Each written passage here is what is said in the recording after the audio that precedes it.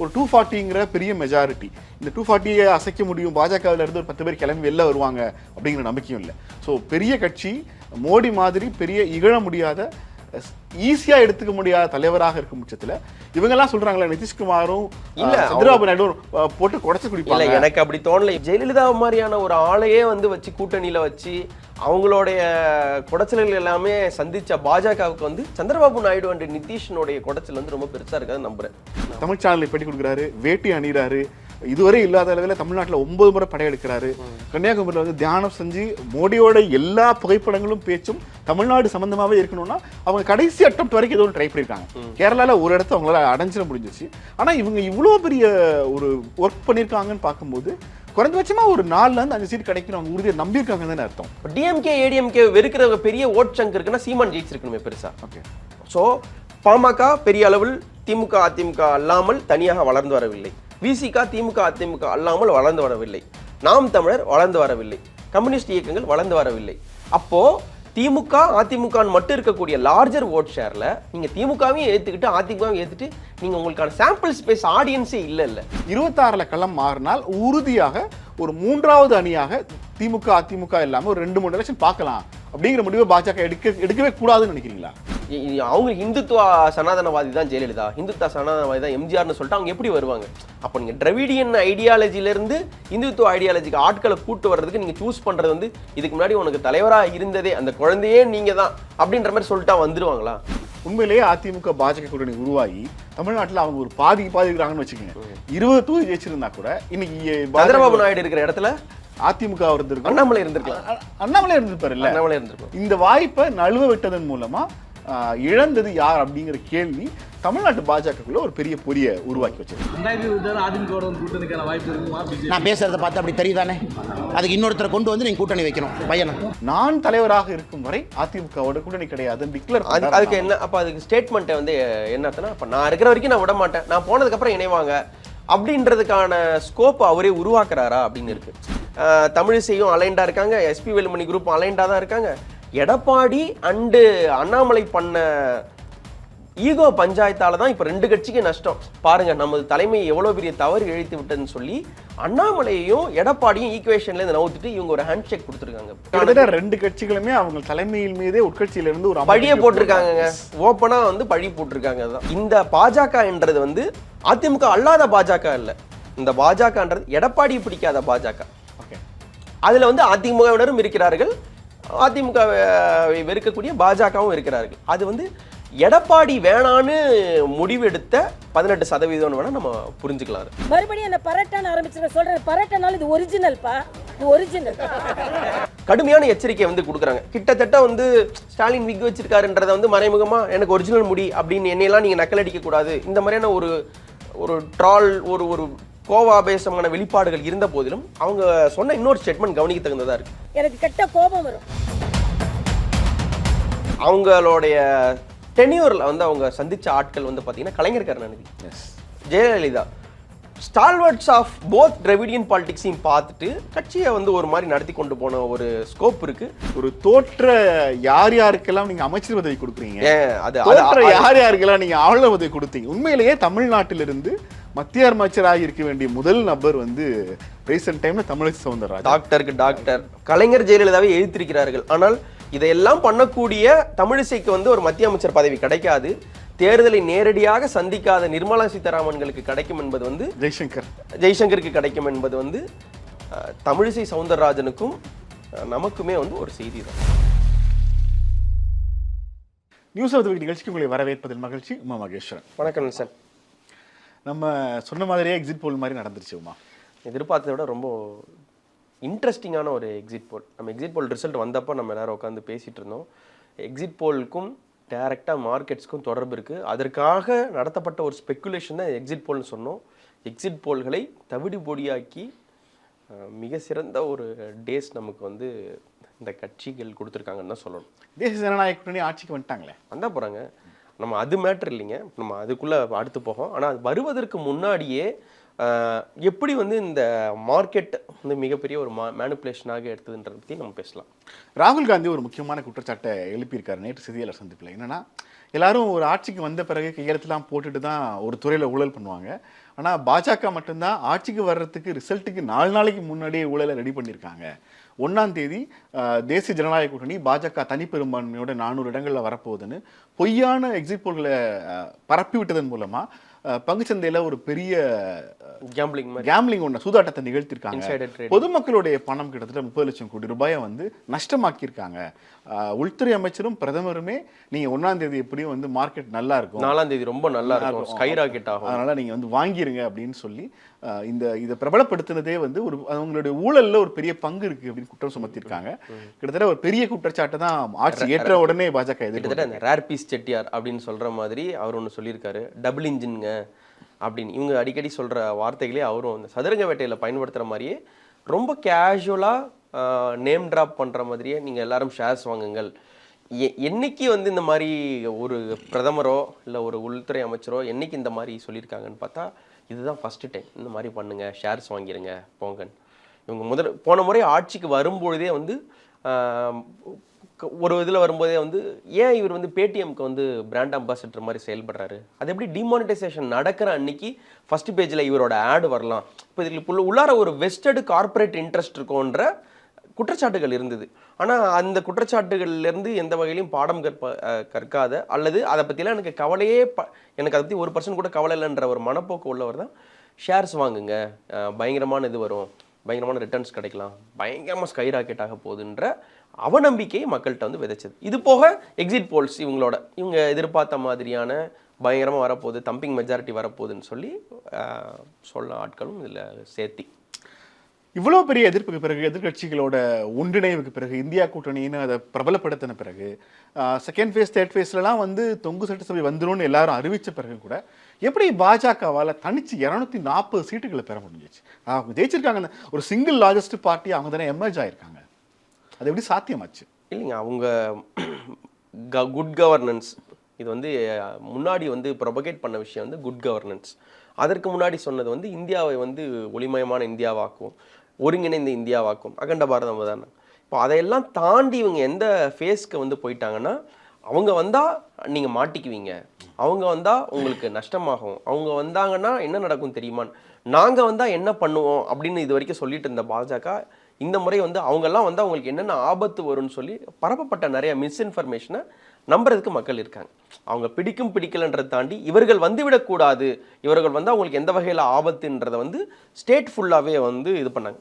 ராகுல் வந்து பாகிஸ்தான் சப்போர்ட் பண்ணுறவர், மாடுகளை ஓட்டி சென்று விடுவார்கள், மங்களசூத்ரா என்ற தாலியை அறுத்து விடுவார்கள், பாண்டியன் வந்தார்னா உங்களுடைய கஜானா கருவூலம் வந்து தமிழ்நாட்டுக்கு போயிடும், தமிழ்நாட்டு வந்துன்னா இந்து மதங்களுக்கான ஆபத்து இருக்குது.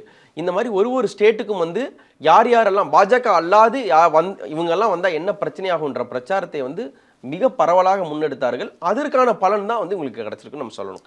அவங்க பெரிதாக எதிர்பார்த்த உத்தரப்பிரதேசத்திலிருந்து ஒன்றுமே கிடைக்கல. ஊபியோட பெரிய தோல்விக்கு என்ன காரணம்? ஊபியுடைய பெரிய தோல்விக்கு யோகி ஆதித்யநாத் தான் காரணம்னு சொல்லி நம்ம ஜாலியாக பேசிகிட்டு இருக்கோம். ஆனால் அவங்க கிளியரான ஒரு டிபேட், அங்கே கிரவுண்டுக்கு போயிருந்தவங்களுக்கு வந்து மாயாவதியோடைய ஃபேக்டர் வந்து மிக முக்கியமான ஃபேக்டராக இருக்குது. அண்ட் தென் ராம ஜென்ம பூமியை வந்து ஒரு பெரிய ட்ரம்ப் கார்டு அவங்களுக்கு. நாங்கள் வந்து அங்கே ராமர் கோயில் கட்டுவோம் சொல்லிட்டு இருந்தது வந்து ஒரு கனவுகளை விதைப்பதற்கான ஒரு கார்டாக இருந்தது. தொலைவில் தெரியுது பாருங்க, light at the end of the tunnel அப்படின்ற மாதிரி.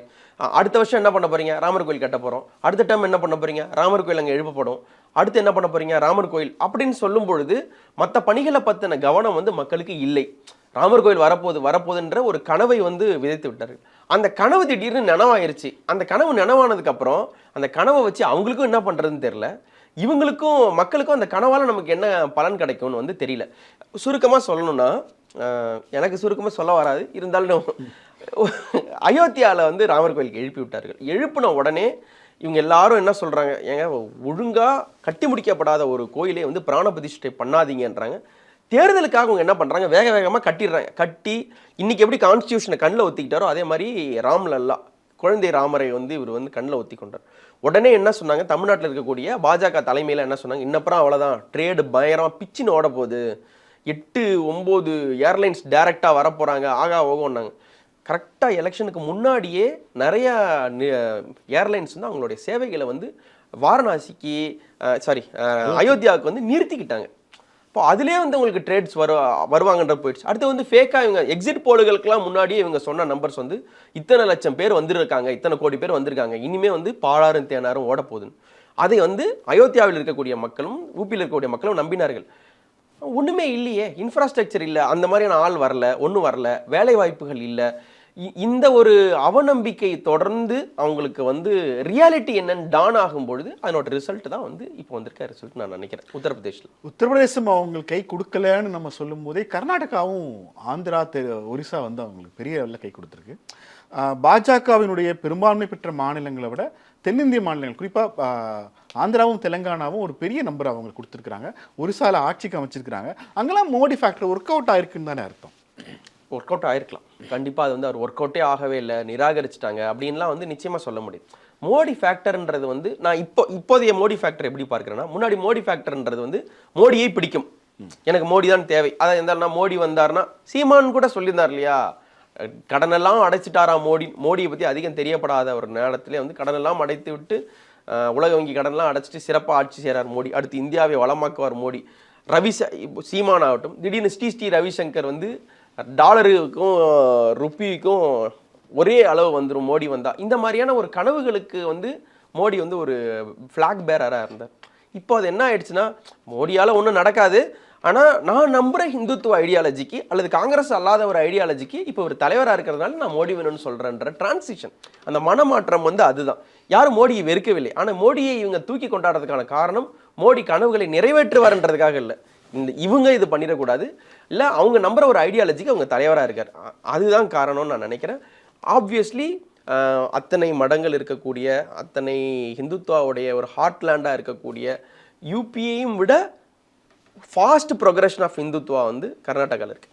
ஆந்திராவில் இருக்கக்கூடிய உட்கட்சி பஞ்சாயத்துகள், இதில் இந்த ஜெகன் குரூப்பாகவும் இருக்கட்டும், சந்திரபாபு நாயுடுவோடைய குரூப்பாகவும் இருக்கட்டும், அவங்களுக்குள்ளார வந்து மாறி வந்து குடும்ப சண்டையாக தான் போட்டுட்டு, அது ஒரு மக்கள் சண்டையாவோ பாஜக வர்சஸ் காங்கிரஸ் சண்டையாவோ கட்சி சண்டையாவோ இல்லை, மாறி இவங்களுடைய குடும்பங்களுக்குள்ள நடக்கிற சண்டையாக தான் போச்சு.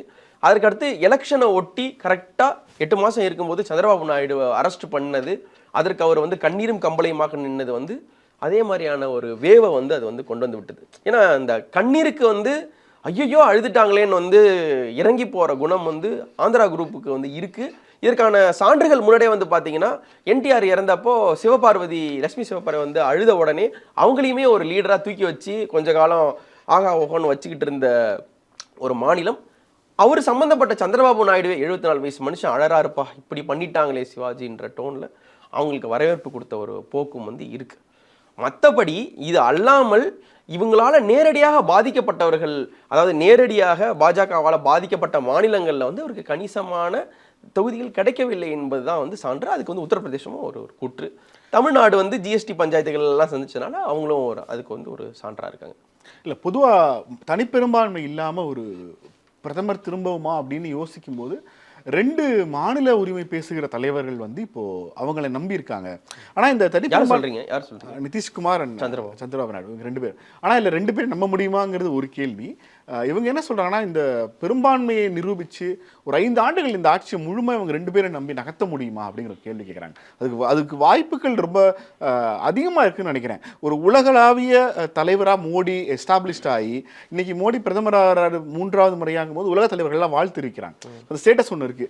ஒரு 240ங்கிற பெரிய மெஜாரிட்டி, இந்த 240 அசைக்க முடியும், பாஜகவில் இருந்து ஒரு 10 பேர் கிளம்பி வெளில வருவாங்க அப்படிங்கிற நம்பிக்கையும் இல்லை. ஸோ பெரிய கட்சி, மோடி மாதிரி பெரிய இகழ முடியாத ஈஸியா எடுத்துக்க முடியாத தலைவராக இருக்கும் பட்சத்தில் என்ன இந்த கூட்டணி கட்சிகளால பெரிய நெருக்கடி போட்ட முடியும்? கூட்டணி எதிர்கட்சிகள் சொல்றீங்களா? இல்ல கூட்டணி கட்சிகளால இவங்க எல்லாம் சொல்றாங்களா, நிதிஷ்குமாரும் சந்திரபாபு நாயுடு போட்டு குடைச்சு குடிப்பாங்க. இல்ல, எனக்கு அப்படி தோணல. இவங்க இந்த டினையல் ஃபேஸ்ல இருக்கிறதுனால வந்து அவங்க எல்லாம் குடைக்க போறாங்க, முடிய போகுது அப்படின்னு சொல்றது வந்து நன்றாக இருக்கும், கேட்க நல்லா இருக்கும். ஆனா இப்பயுமே வந்து அவங்க வந்து மியூச்சுவலி எக்ஸ்க்ளூசிவா ரொம்ப ஒரு நல்ல ஒரு ரிலேஷன்ஷிப்ல தான் இருக்காங்கன்னு நினைக்கிறேன். அவங்க வந்து ரொம்ப நல்லா தான் கண்டினியூ பண்ண போறாங்கன்ற ஒரு இது தெரியுது. சொன்ன மாதிரி நிராகரிக்க முடியாது. அவங்க குடைச்சல் கொடுப்பாங்க, நிறையா கேட்பாங்க, அதெல்லாம் வந்து இல்லைன்னு சொல்லவே இல்லை. ஆனால் ஜெயலலிதா மாதிரியான ஒரு ஆளையே வந்து வச்சு கூட்டணியில் வச்சு அவங்களுடைய குடைச்சல்கள் எல்லாமே சந்திச்ச பாஜகவுக்கு வந்து சந்திரபாபு நாயுடு அண்ட் நிதிஷனுடைய குடைச்சல் வந்து ரொம்ப பெருசா இருக்காதுன்னு நம்புறேன். ரொம்ப முக்கியமான ஒன்று, நாங்கள் ஆட்சி அமைக்க முற்படுவோம்னு காங்கிரஸ் கூட்டணி சொல்லாமல் இருக்கிறது. நேராக போய் எதிர்கட்சியில் உட்காந்துட்டாங்க. சந்திரபாபு நாயுடுக்கும் நிதிஷ்குமாருக்கும் இப்போ வேற வழியும் இல்லை இல்லையா? தமிழ்நாட்டுக்குள்ள அந்த பாஜகவினுடைய வெற்றி எப்படி பாக்குறீங்க? தமிழ்நாட்டுல என்ன பாஜகவுடைய வெற்றி? எந்த தமிழ்நாட்டுல எங்க பாஜக 19% வாக்குகளை வாங்கி 18% வாக்குகளை வாங்கி 10 தொகுதிகளில் 2ஆம் இடம் வந்திருக்கிறாங்க. அது இதற்கு முந்தைய மாநில தலைவர்கள் இருந்த எல்லாவற்றையும் கம்பேர் பண்ணும்போது இது ஒரு பெரிய அசுர சாதனை அப்படின்னு பாஜக தொண்டர்கள் கிளைம் பண்ணாங்க. சரி, அப்படி அவங்க கிளைம் பண்றது உண்மை என்றால் எஸ்பி வேலுமணியோட ஒரு கிளைம் ஒன்று இருக்கு. நீங்க சிபி ராதாகிருஷ்ணன் ஜெயிச்ச அளவுக்கான வாக்கு வித்தியாசத்துல கூட நீங்க ஜெயிக்கல, பழைய வாக்கு வித்தியாசத்தை விட இது அதிகம் என்பது குரோத்தோடைய ஒரு இண்டிகேட்டர். அப்படின்னா நீங்க அவர் வாங்கின வாக்கு வித்தியாசத்தோட ரொம்ப மோசமா தான் வாங்கி தோத்துருக்கீங்க அப்படின்னும் போது அவருக்கான பிரபல்யமே இங்க இல்லைன்றதும் ஒரு கூற்று ஆகும் இல்லையா? நீங்க எப்படி பாக்குறீங்க அதை? இல்ல, பாஜகவினர் இந்த இடத்துல ஒரு கேம் பிளே பண்றாங்க. அந்த கேம் என்னன்னா, வாக்கு சதவீதம் குறைஞ்சிருக்கு குறையலைங்கிறதுலேயே தேர்தலோட முடிவுகளில் ஒரு கட்சி வளர்ந்துருக்குங்கிற எஸ்டாப்ளிஷ் பண்ணுறதுல வந்து எல்லா முக்கிய தலைவர்களையும் கிளம்பியிருக்கிறாங்க. ஒரு முன்னாள் கவர்னர் தமிழிசை சவுந்தரராஜன், ஒரு கரண்ட் எம்எல்ஏ நயினா நாகேந்திரன், ஒரு மத்திய அமைச்சர் எல் முருகன், இவங்க அவங்களோட ஸ்டார் யாரெல்லாம் அவங்க எல்லாரும் இறக்கி அவங்களோட கடைசி கட்டமாக பிரதமர் மோடி 8 முறை தமிழ்நாட்டுக்கு வந்து 9 முறை வந்து கிட்டத்தட்ட அவர் பேட்டி கொடுக்கறதுன்னு முடிவு பண்ண பிறகு பேட்டி கொடுத்த முதல்ல வந்து தமிழ் சேனலில் பேட்டி கொடுக்குறாரு, வேட்டி அணிகிறாரு. இதுவரை இல்லாத அளவில் தமிழ்நாட்டில் 9 முறை படையெடுக்கிறாரு. கன்னியாகுமரியில் வந்து தியானம் செஞ்சு மோடியோட எல்லா புகைப்படங்களும் பேச்சும் தமிழ்நாடு சம்பந்தமாகவே இருக்கணும்னா அவங்க கடைசி அட்டம்ப்ட் வரைக்கும் ஏதோ ட்ரை பண்ணியிருக்காங்க. கேரளாவில் ஒரு இடத்த அவங்களால அடைஞ்சிட முடிஞ்சிச்சு. ஆனால் இவங்க இவ்வளோ பெரிய ஒரு ஒர்க் பண்ணியிருக்காங்கன்னு பார்க்கும்போது குறைஞ்சபட்சமா ஒரு 4-5 சீட் கிடைக்கணும் அவங்க உறுதியை நம்பியிருக்காங்கன்னு தானே அர்த்தம். கண்டிப்பா நம்பியிருக்கலாம். இல்ல, இந்த நம்பிக்கைகள்லாம் எப்ப கரெக்டா இருந்திருக்குன்னா ஏடிஎம்கே கூட அவங்க கூட்டணியில இருந்தாங்கன்னா அது வந்து சாத்தியமாயிருக்கும். ஏதோ ஒரு வகையில வந்து இன்னுமே வந்து ஒரு காங்கிரஸோ பாஜகவோ திமுக அதிமுக அல்லாத ஜெயிக்கக்கூடிய ஒரு பாயிண்ட்டுக்கு நான் இன்னும் போகலன்னு நான் நம்புறேன். இவங்க தனிப்பட்ட முறையில் எனக்கு திமுக அதிமுகவோட தயவுகள் இல்லாமல் தேசிய கட்சிகள் ஜெயிக்கிறதுக்கான ஸ்கோப் வளர்ந்து விட்டதான வளரவில்லை. அப்போ இவங்களுக்கு இயல்பாகவே இவங்க கொண்டு வந்த ட்ரெக்கோனியன் லாஸா கூட இருக்கட்டும், அதற்கு சப்போர்ட் பண்ண மிக முக்கியமான ஒரு பார்ட்னர் ஏடிஎம்கே விட்டுட்டாங்க. நீங்க டிஎம்கேயும் விட்டுட்டு ஏடிஎம்கேயும் விட்டுட்டு மீது எந்த ஓட்டர்ஸ்ட்ட போயிட்டு எனக்கு ஓட்டு நீங்க கேட்பீங்க? இப்போ டிஎம்கே ஏடிஎம்கே வெறுக்கிற பெரிய ஓட் சங்க் இருக்குன்னா சீமான் ஜெயிச்சிருக்கணுமே பெருசா. ஸோ பாமக பெரிய அளவில் திமுக அதிமுக அல்லாமல் தனியாக வளர்ந்து வரவில்லை. விசிக திமுக அதிமுக அல்லாமல் வளர்ந்து வரவில்லை. நாம் தமிழர் வளர்ந்து வரவில்லை. கம்யூனிஸ்ட் இயக்கங்கள் வளர்ந்து வரவில்லை. அப்போ திமுக அதிமுக மட்டும் இருக்கக்கூடிய லார்ஜர் ஓட் ஷேர்ல நீங்க திமுகவையும் ஏத்துக்கிட்டு அதிமுகவும் ஏத்துட்டு நீங்க உங்களுக்கான சாம்பிள் ஸ்பேஸ் ஆடியன்ஸே இல்ல. அப்ப நீங்க யார்கிட்ட போய் பிரதமர் வர்றதாகட்டும், துணை பிரதமர் உள்துறை அமைச்சர் வர்றதாகட்டும், யார் வந்தா மட்டும் என்ன டிஃபரன்ஸ் மேக் பண்ணப்போ? இந்த ஈக்குவேஷன் எல்லாமே எப்ப பூர்த்தி ஆயிருக்கும்னா இவங்க ஏடிஎம்கே கூட கூட்டணியில் இருந்தா பூர்த்தி ஆயிருக்கும். ஆனா அது பண்ணாம இவங்க இவ்வளவு தூரம் பண்ணி வெள்ளக்கிருத்த நீரா போயிருச்சுன்றதுதான் எஸ்பி வேலுமணி இப்போ ஒரு குற்றச்சாட்டா வைக்கிறாரு. அதே வந்து தமிழிசை சவுந்தரராஜனும் ரெசனேட் பண்றாங்க. பாஜக இருக்க இல்ல, அண்ணாமலையோட ஸ்டேட்மெண்ட் இருக்கிற ஒண்ணு, இப்ப 2024 அதிமுக பாஜக கூட்டணி வச்சிருந்தாங்கன்னா சில தொகுதிகளில் ஜெயிச்சிருக்கலாம். ஜெயிச்ச பிறகு 26 என்ன பண்ணுவீங்க? திரும்ப அதிமுக தானே நீங்க நிக்கணும். தமிழ்நாட்டில் நீங்க எப்ப கட்சியை வளர்ப்பீங்க? அப்ப கட்சியை வளர்க்கறதுக்கு தனியா நாங்க 20% வாக்குகளை வாங்கியிருக்கோம், எங்க தலைமையில கூட்டணிக்கு வாங்குங்கும் போது 26 களம் மாறினால் உறுதியாக ஒரு 3வது அணியாக திமுக அதிமுக இல்லாம ஒரு 2-3 எலெக்ஷன் பார்க்கலாம் அப்படிங்கிற முடிவை பாஜக எடுக்கவே கூடாதுன்னு நினைக்கிறீங்களா? இல்ல, அது பாஜக அந்த முடிவு எடுக்க கூடாதுன்னு இல்ல. ஆனா அதற்கான முகாந்திரம் என்ன இருக்குங்க? இப்போ பாஜக ஆஸ் அ ஹோல் யூனிட் வளர்ந்துருக்காங்களா? நீங்க எல்முருகன் இருந்த சமயத்தில் என்ன, எல்முருகன் வந்து பாஜக தலைவராக இருக்கிறார். அவர் இருக்கிற சமயத்தில் என்ன, வேல் யாத்திரை வந்து எல்முருகனை சுத்தி நடந்ததான கிடையாது. பாஜக வந்து வளரணும், திமுகவை எதிர்க்கிறோம், இந்த மாதிரி தான் இருந்தது. ஆனால் கிட்டத்தட்ட நீங்க என்ன பண்றீங்கன்னா, ராகுல் காந்தி பாரத் ஜோடோ யாத்திரை நடத்துறாரா, நானும் ஒரு யாத்திரை நடத்துறேன்னு சொல்லிட்டு இவர் யாத்திரை நடத்தினார். எப்போ? போன வருஷம் ஜூன் ஜூலையிலே நான் ஒரு 9000 கிலோமீட்டருக்கு மேலே போயிருக்கேன். நாமளுமே போய் அவரை பேட்டி எடுத்திருக்கோம், கவர் பண்ணியிருக்கோம். இப்போ எல்லாருக்கும் முன்னாடியுமே நீங்கள் நடத்தின யாத்திரை, நீங்கள் கொண்டு வந்த இந்த டிஎம்கே ஃபைல்ஸ், அதுக்கப்புறம் இவங்களை பற்றின 2-3 ஆடியோ டேப்ஸ் வெளியிடுறேன், அடுத்து இவ்வளோ தூரம் ஒரு பயங்கரமான ஒரு ஃபியர்ஸ் ஃபேஸ் நீங்கள் காமிச்சிட்டு ஏடிஎம்கேவையும் நீங்கள் பகைச்சிட்டு ஒன்றுமே இல்லாமல் டெபாசிட் வாங்குற ஒரு சூழல்ல இருந்து கொஞ்சம் தள்ளி மட்டும்தான் வர முடியும்னா ஆல் ஃபார் வாட்? அப்போ நீங்க என்ன பண்ணணும்? இப்போ இன்னும் நீங்க க்ரோ ஆகிறதுக்குன்றதுக்கே டிஎம்கேவோ ஏடிஎம்கேவோடைய ஒரு தயவு தான் இன்னொரு கட்சிக்கு தேவைப்படுற சூழல் இருக்கும்போது நீங்க அந்த ஸ்பேஸ் எப்படி அமைப்பீங்க? அவங்களை திட்டியே அமைப்பீங்க. இல்லை ஏதோ ஒரு வகையில இவங்க ஸ்ட்ராட்டஜி எங்க குழப்பமானதான்னு சொல்றேன். மோடி வந்து என்ன சொல்றாருன்னா, இந்த சினாரியோ மோடிக்கு தெரியுது. எங்கேயாவது யாரோ ஒருத்தரை கபலீகரம் செய்து அவங்களுடைய ஓட்டர்களை கூட்டு வரணும். அவங்க எடுத்துக்கிட்ட ஆயுதம் தான் வந்து என்னன்னா எம்ஜிஆர்ன்ற புனித பிறந்த இது, ஜெயலலிதான்ற இரும்பு பெண்மணி, ஸ்டீல் பெண்மணி, இந்த இதெல்லாம் சொல்லி அவங்களுடைய ஆடியன்ஸ் கூப்பிடுறாரு. அண்ணாமலையோடது எங்க குழப்பமா இருக்குன்னா, உண்மையான அதிமுக காரங்களாம் எங்க பின்னாடி வாங்கன்னு சொல்றது ஒரு புறம் இருக்கிறோம். உங்களோட தலைவர்களே எங்க ஆள் தான் அப்படின்னு சொல்லும்போது அவங்க எப்படி வருவாங்க?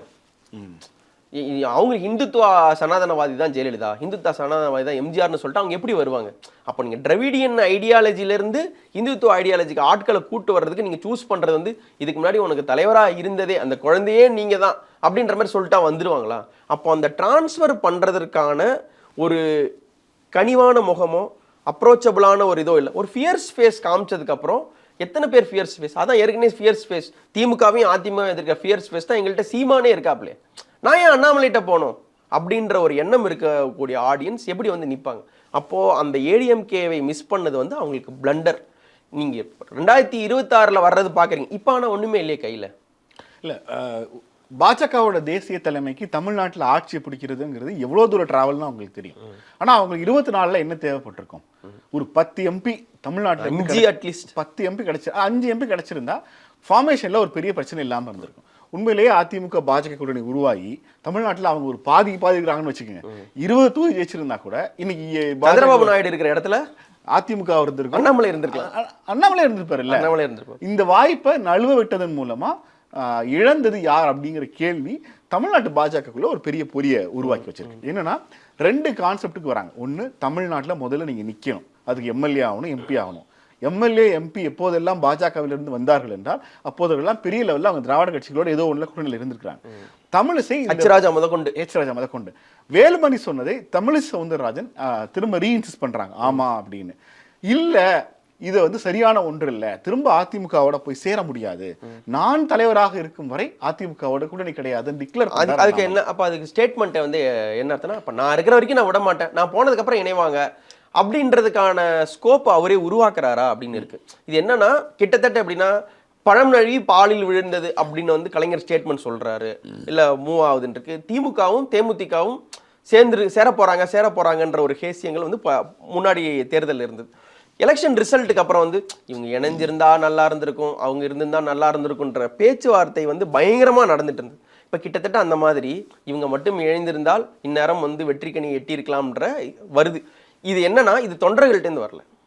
தொண்டர்கள் இது யாரா பெருசா சொல்றாங்கன்னா கிடையாது. ஆனா தொண்டர்கள் சொல்றதுக்கு முன்னாடியே 2ஆம் கட்ட தலைவர்கள் கூட கிடையாது, ஒரு முன்னாள் மாநில தலைவரும் அதிமுகவின் அடுத்த தலைவர் என்று சொல்லப்படக்கூடிய ஒரு ஆளும் இதை சொல்லும் பொழுது இதற்கான வெயிட்டேஜ் கூடுது இல்லையா? விச் மீன்ஸ் அவங்க என்ன சொல்ல வராங்கன்னா, 2 பேர் சொல்ற ஸ்டேட்மெண்ட், நாங்கள்லாம் அலைண்டா தான் இருக்கோம், தமிழிசையும் அலைண்டா இருக்காங்க, எஸ்பி வேலுமணி குரூப் அலைண்டா தான் இருக்காங்க, எடப்பாடி அண்டு அண்ணாமலை பண்ண ஈகோ பஞ்சாயத்தால தான் இப்ப 2 கட்சிக்கு நஷ்டம் பாருங்க, நமது தலைமை எவ்வளவு பெரிய தவறு இழைத்து விட்டதுன்னு சொல்லி அண்ணாமலையையும் எடப்பாடியும் ஈக்குவேஷன்ல இருந்து நவுத்துட்டு இவங்க ஒரு ஹேண்ட் ஷேக் கொடுத்துருக்காங்க. இப்போ அப்போ 2026 2 கட்சிகளுமே அவங்க தலைமையில் மீதே உட்கட்சியில இருந்து ஒரு பழிய போட்டிருக்காங்க, ஓப்பனா வந்து பழி போட்டிருக்காங்க. தான் இவர் எந்த சூழ்நிலையிலும் நாங்கள் பாஜகவுடன் போக மாட்டோம் அப்படின்னா வந்து எடப்பாடி ஃபியர் ஸ்டேட்மெண்ட்லாம் திடீர்னு வந்து ஒரு கண் திறந்து, இந்த என்ன படங்க அது, சரஸ்வதி சபதத்துல வந்து அம்மா அணில் ஆடு இலை தாயே வந்து விட்டது அப்படின்ட்டு திடீர்னு வந்து பேசுவார் இல்லையா வித்யாபதி, அந்த மாதிரி திடீர்னு வந்து இவர் பாஜகவை எதிர்த்து பேச ஆரம்பிச்சார். அப்ப சொன்னது எல்லாமே பாஜக தேவையில்லை, மாநிலத்துக்கு இப்போதும் வந்து பாஜக கூட்டணியில நாங்க இணைய மாட்டோம் தானே சொல்றோம். இணைய மாட்டோம்னு சொல்லிட்டு இணைஞ்சிருந்தா நாங்க நல்லா இருந்திருக்கோம். ஏங்க ஒரு எப்படி ஒரு பிரேக்கப்புங்க, உங்க கூட இருந்தா நான் நல்லா இருந்திருப்பேன், ஆனா இனிமே நம்ம இணைய முடியாது இப்படி சொல்லிட்டு போகும்போது ஒரு எண்ணம் உங்களுக்கு வரும். உங்களுக்கு ஒரு குட் ஃபீலிங் தான் இன்னும் இருக்குன்ற எண்ணம் தானே வரும்.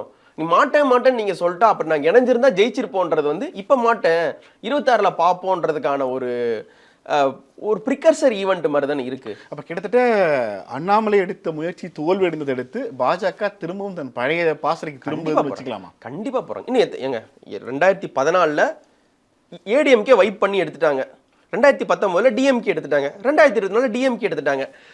15 வருஷம் ஒரு ஸ்டேட் வந்து தன்னை நிராகரிச்சிருச்சு அப்படின்னதுக்கு அப்புறம் இன்னும் நான் தனியா தான் நிப்பேன்னா என்ன சொல்ல முடியும்? 2014 யார் கூட நின்னாங்க? பாஜக தனியா. 2024 கிட்டத்தட்ட தனியா. இப்ப 2 வாட்டி நீங்க தனியா நின்னுமே நீங்க தோத்துருக்கீங்கன்னா அண்ணாமலை வந்து எக்ஸ்பெரிமெண்ட் பண்ணி பார்க்கலாம்னா உடனே இவங்க கேட்டுருவாங்களா? தனியா நின்னாங்க தோத்தாங்க, சேர்ந்தாங்க தோத்தாங்க, தனியா தோத்தாங்க. அப்போ அடுத்து மறுபடியும் தனியா நிக்கிற தவற செய்ய மாட்டாங்க. இப்போ ஒரு தேசிய கட்சி 3 எலெக்ஷனை பார்த்துட்டு இந்த எலெக்ஷன்ல ஒருவேளை நம்ம அதிமுக கூட்டணியில இருந்திருந்தோம்னா நம்ம கணிசமான வாக்குகள் கிடைச்சிடும் முடிவு பண்ணாங்கன்னா 2029 பாஜக கண்டிப்பா திமுக அல்லது அதிமுக ஒருவரோடு தான் இருக்கும்னு முடிவு பண்ணிக்கலாம். கண்டிப்பா. இதுல இன்னொன்னு, இப்ப இவங்க அதிமுக இல்லைன்னு சொல்ல முடியாது. இவங்களோடு இருக்கக்கூடிய எக்ஸ் அதிமுக யாரு? TTV, OPS. அப்போ இவங்களுடைய நம்ம இந்த ஓட்டு சதவீதம் 18% ஏறி இருக்குன்னு சொல்றோம் இல்லையா? இந்த 18% ஒரு முழுக்க முழுக்க பாஜகவுடைய சப்போர்ட்டிவ் ஓட்டுன்னு பாக்குறது ஒரு பார்வை.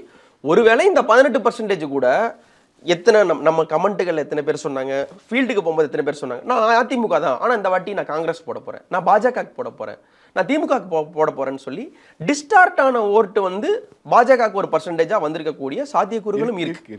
அப்போ இந்த பாஜக என்றது வந்து அதிமுக அல்லாத பாஜக இல்லை. இந்த பாஜகன்றது எடப்பாடி பிடிக்காத பாஜக. ஓகே, அதுல வந்து அதிமுகவினரும் இருக்கிறார்கள், அதிமுக வெறுக்கக்கூடிய பாஜகவும் இருக்கிறார்கள். அது வந்து எடப்பாடி வேணான்னு முடிவெடுத்த 18% வேணா நம்ம புரிஞ்சுக்கலாம். நீங்க சொல்ற பாதையில பாஜக பயணிக்க போகுது. 2029 ஒரு வலுவான கூட்டணிக்கு அவங்க ரெடி ஆவாங்க. அதுக்கு முன்கூட்டியே 2026 ட்ரை பண்ணி பார்க்கவும் வாய்ப்பு இருக்கு. அப்படின்னா தமிழ்நாட்டில் திராவிட கட்சிகளோடு கூட்டணி வைக்க முனைகிற, கூட்டணி வச்சு வழிநடத்துகிற ஒருத்தர் தான் திரும்ப மாநில தலைவராக போடுவாங்கன்னு எடுத்துக்கலாம். கண்டிப்பா. எனக்கு என்னன்னா ஒரு பெரிய கேம்பிள் நெல்சன். என்ன பெரிய கேம்பிள்? நீங்க வந்து கவர்னரா இருக்கிறீங்க, 2 ஸ்டேட், அது யூனியன் டெரிட்டரி ஒரு ஸ்டேட்னு வச்சுக்கோங்க. நீங்க அதை விட்டுட்டு ஒருத்தர் வராருன்னும் பொழுது அவங்களுக்கு இவ்வளோ ஒரு சீசன்டு பாலிட்டிஷியனாக இருக்கிற ஒரு தமிழிசை சவுந்தரராஜனுக்கு வந்தா ஜெயிச்சே தீருவோம், ஜெயிக்காமலும் போகலாம், ஜெயிச்சே தீருவோன்ற ஒரு குருட்டு நம்பிக்கை இருக்காது. ஜெயிக்கலாம், ஜெயிக்காமலும் போகலாம் அப்படின்ற ஒரு தேர்ந்த அரசியல்வாதிக்குரிய அந்த ஆட்ஸ் தெரியும், நிச்சயமா தெரியும்.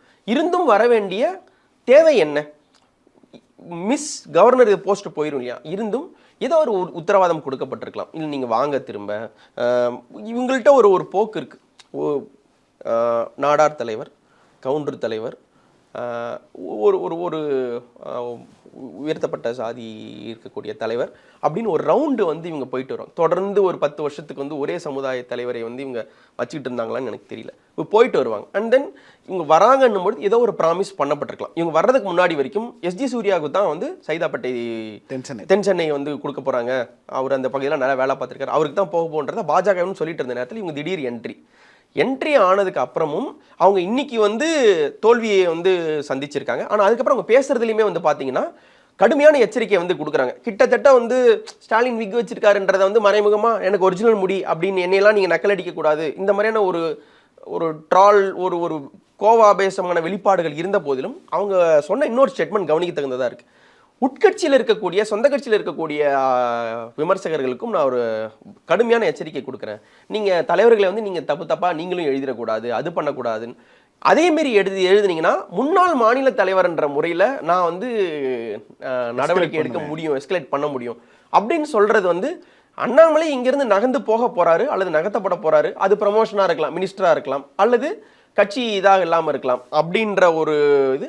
அடுத்து நான் வரவும் வாய்ப்பு இருக்கு, அல்லது வேற யாரும் வர வாய்ப்பு இருக்கு. இது வரைக்கும் நீங்க போன போக்கு இது கிடையாது. இன்னப்புறம் வந்து இந்த தரம் தாழ்ந்த விமர்சனங்களை நிறுத்திக்கோங்க. ஒண்ணு, அதிமுகவை நோக்கி நீங்க நகர்ந்து போனாலும் போகலாம்ட்டு அடுத்த 2 இயர்ஸ்க்கான கேம் பிளானை வந்து அவங்க கிட்டத்தட்ட சொல்லிட்ட மாதிரி தான் இருக்கு. இந்த வார் ரூம் செஷனை வந்து பிஜேபி டென்யூர்ல முடிச்சுட்டு real practical political alliance formation போவோம் அப்படிங்கிற இடத்துக்கு தமிழிசை நகர்த்துறாங்கன்னு சொல்றீங்க. ஆமா, பேரக்குறைய ஒரு முதல்ல உடனே இல்லைன்னா கூட எய்தர் அண்ணாமலைக்கு அமைச்சர் பதவி கொடுக்கப்பட்டு அவர் இங்கிருந்து மூவ் பண்ணப்படலாம், இல்ல கட்சி பதவி கொடுக்கப்பட்டு மூவ் பண்ணப்படலாம், இல்ல ஒரு 6 மாசம் சும்மா கூட போடலாம். இவங்க வந்து கிட்டத்தட்ட ஒரு இலகணேசன் டைப் ஆஃப் பாலிடிக்ஸ் பண்ற ஒரு பாலிட்டிஷியன் தான் Tamilisai. Okay, at the same time DMK கிட்ட ரேப்போ இருக்கு, ஒரு ஏடிஎம்கே கிட்ட அந்த ரேப்போ இருக்கு. ஒரு டிராவிடியன் ஃபேஸ் அல்லது ஒரு டிராவிடியன் ஃபேமிலி பேக்ரவுண்டில் இருந்து வந்த ஒரு ஆள் காங்கிரஸ் உடைய பின்புலம் அவங்க அப்பாவதும் இருக்கு. ஸோ ஏதோ ஒரு கட்சி வந்து ஏதோ ஒரு வகையில் வந்து இவங்க எல்லாருக்கும் பொதுவானவர், எல்லாருக்கும் தெரிந்தவர், ஸ்டேட் பாலிடிக்ஸை திறம்பட செயல்படுத்தக்கூடிய, நல்லா கையாளக்கூடிய ஒரு ஆளுன்ற ஒரு தமிழிசை தலைவராக இருந்த போது எல்லா கட்சிகளோடும் ஒரு விதமான நல்லுறவை மெயின்டைன் பண்ணிட்டு இருந்தாரு. எப்படிப்பட்ட கூட்டணியும் உருவாக்குவதற்கான சாத்தியத்தை தமிழிசையால சாத்தியப்படுத்த முடிஞ்சிருக்கு. இன்னொன்னு, தமிழ்நாட்டில் இருக்கிற கட்சிகளோடு கொள்கை இல்லாமல் நேரடியா தலைவர்களோட விரோதம் பாராட்டுகிற மனப்பாங்கும் இல்ல. அண்ணன்றதை உளப்பூர்வமாகவும் அண்ணன் ஸ்டாலின் சொல்லி திட்டுவாங்க, அண்ணன் ஸ்டாலின் சொல்லி அந்த ஒரு உரிமை எடுத்துக்கொள்ளுதல் வந்து இருக்கு. இன்னொன்னு, அவங்களுடைய டென்யூர்ல வந்து அவங்க சந்திச்ச ஆட்கள் வந்து பாத்தீங்கன்னா Kalaignar Karunanidhi, Jayalalithaa, stalwarts of both Dravidian பாலிடிக்ஸையும் பார்த்துட்டு கட்சியை வந்து ஒரு மாதிரி நடத்தி கொண்டு போன ஒரு ஸ்கோப் இருக்கு. இப்போ இதெல்லாம் எனக்கு பின்னாடி இருக்கு. ஒரு கவர்னராக நான் இருந்திருக்கிறேன். ரொம்ப மோசமான தோல்வி ஒன்றும் கிடையாது. டெபாசிட் வாங்கியிருக்காங்க, பட் ரெண்டாம் இடத்துக்கு வந்திருக்காங்க. என்ன ஒன்றுனா, ஒரு தோற்ற யார் யாருக்கெல்லாம் நீங்க அமைச்சர் உதவி கொடுக்குறீங்க, யார் யாருக்கெல்லாம் நீங்க ஆளுநர் உதவி கொடுத்தீங்க. உண்மையிலேயே தமிழ்நாட்டிலிருந்து மத்திய அமைச்சராக இருக்க வேண்டிய முதல் நபர் வந்து ரீசெண்ட் டைம்ல தமிழிசை சவுந்தரராஜன். டாக்டர் படிச்சிருக்காங்க. எக்கச்சக்க அரசியல் தோல்விகள் வெற்றிகளை பார்த்திருக்கிறார்கள். க்ளோஸ் குவார்ட்டர்ஸ்ல வந்து பிறந்தலேருந்தே பாலிட்டிஷியன் தான். கலைஞர் ஜெயலலிதாவை எதிர்த்திருக்கிறார்கள். ஆனால் இதையெல்லாம் பண்ணக்கூடிய தமிழிசைக்கு வந்து ஒரு மத்திய அமைச்சர் பதவி கிடைக்காது. தேர்தலை நேரடியாக சந்திக்காத நிர்மலா சீதாராமன்களுக்கு கிடைக்கும் என்பது வந்து ஜெய்சங்கருக்கு கிடைக்கும் என்பது வந்து தமிழிசை சவுந்தரராஜனுக்கும் நமக்குமே வந்து ஒரு செய்தி தான். இல்ல, தமிழ்நாட்டில இருந்து தான் நீங்க சூஸ் பண்ண போறீங்கன்னாலும் தமிழ்நாட்டில இருந்து நீங்க யாரை சூஸ் பண்ண போறீங்க அப்படிங்கிற ஒரு கேள்வியும் தமிழ்நாடு பார்க்கும்ல. அது ஒரு சாதாரணமா வந்து தென்சென்னையில வந்து வாக்கு கேட்கும்போது பிரதான அதிமுகவை தென்சென்னையில வீழ்த்தி 2வது இடத்துக்கு வர்றாங்கும் போது அங்க அவங்க மக்கள்கிட்ட அவங்களுக்கு ஒரு பாப்புலாரிட்டி இருக்கு. ஒரு ரெண்டு ex MP belonging to the same constituency அவங்க எதிர்த்திருக்காங்க. ஜெயவர்தனும் எக்ஸ்எம்பி அதே தொகுதி, தமிழிசை தங்கபாண்டியன் கரண்ட் எம்பி. அப்ப 2 எம்பி எதிர்த்து கணிசமான வாக்குகளை வாங்கியிருக்கக்கூடிய இது இருக்கு. இதையெல்லாம் தாண்டி நான் இப்படிப்பட்ட ஆட்கள் டீமே நான் வந்து நல்லா தான் பண்ணியிருக்கேன். நீங்க யாருன்னு பெருசா ஊர் உலகத்துக்கு தெரியாத இப்போதான் புதியவர் என்று சொல்லப்பட்ட கனவி ராஜ்குமார்ட்ட தோத்திருக்கு. நீங்க இதெல்லாம் பேசாதீங்கன்ற ஒரு அண்டர் ஸ்டேட்மெண்ட் அதில் இருக்கோன்ற ஐயம் எழுக தான் செய்யுது. ஒரு வார் ரூம் பாலிடிக்ஸுக்கு தமிழ்நாடு பிஜேபி தயாராக இருந்து ஒரு 3 வருஷம் எக்ஸ்பீரியன்ஸ் இருந்தாங்க. அது கண்டினியூ ஆகுமா இல்லை திரும்ப பழைய கள அரசியலுக்கு பாஜக திரும்புமா அப்படிங்கிறது பார்ப்போம், தொடர்ந்து பார்ப்போம். வேலுமணியோடைய பேச்சுகள், தமிழிசை சவுந்தரராஜனுடைய பேச்சுகள் எந்த மாதிரி உருப்பெறுது, கூட்டணிக்கான சமிக்ஞைகள் அடுத்து என்னென்ன காட்டுறாங்கன்றதை அடுத்த வாரம் பார்ப்போம். நன்றி.